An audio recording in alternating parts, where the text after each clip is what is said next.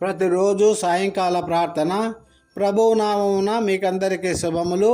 ఈ సాయంకాలము దేవుని మహిమ కొరకు మనము ఏకమై ఆయనను ఆరాధించడానికి వచ్చినందుకు ఆయనకే స్తుతులు చెల్లిద్దాం. ఆయన మనలను చీకటిలో నుండి తన ఆశ్చర్యకరమైన వెలుగులోనికి పిలిచినవాడు గనుక తన ఉత్తమ గుణములను ప్రచురించినట్లు మీరు ఏర్పరచబడిన వంశము, రాజ సంబంధమైన యాజక సమూహము, పరిశుద్ధ జనము, దేవుని సొత్తైన ప్రజలు అయి ఉన్నారు. 1 పేతురు 2:9. అవును మిత్రులారా, మనము ఆయన సొంత ప్రజలం. ఈ గొప్ప దేవుని మనం ఆరాధిద్దాం. ఆరాధనా నీకే స్తోత్రమయా, ఆరాధనా నీకే ఘనతయా, ఆరాధనా నీకే స్తోత్రమయా, ఆరాధనా నీకే ఘనతయా. నీ ప్రేమ కన్నా విలువైనది లోకములో లేదులే, నీ దయ కన్నా గొప్పది ఈ లోకములో లేనే లేదులే. హల్లెలూయా హల్లెలూయా హల్లెలూయా ఆమేన్. ఆయన ప్రేమ నిత్యమునున్నది.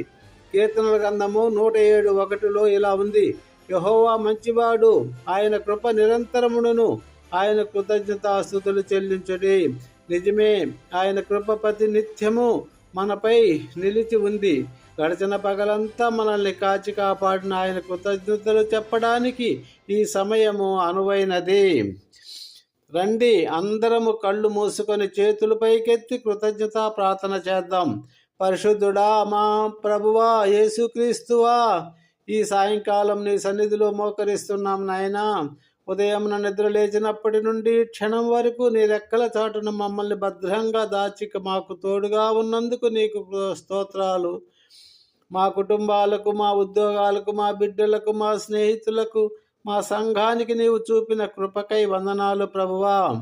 ఈ సమయంలో అనారోగ్యంతో ఉన్న ప్రతి ఒక్కరికి స్వస్థత దయచేయండి. ఆర్థిక ఇబ్బందులు ఉన్న వారికి మార్గము చూపించండి. మా దేశాన్ని, మా రాష్ట్రాన్ని, మా నాయకులను దీవించి నీ చిత్తము జరిగేలా సహాయం చేయండి ప్రభువా. ఈ సమయంలో నిరుత్సాహంలో ఉన్న వారికి ప్రోత్సాహము, బలహీనంగా ఉన్న వారికి బలము, మార్గము తెలియని వారికి నీ మార్గదర్శకత్వము దయచేయమని వేడుకుంటున్నాం.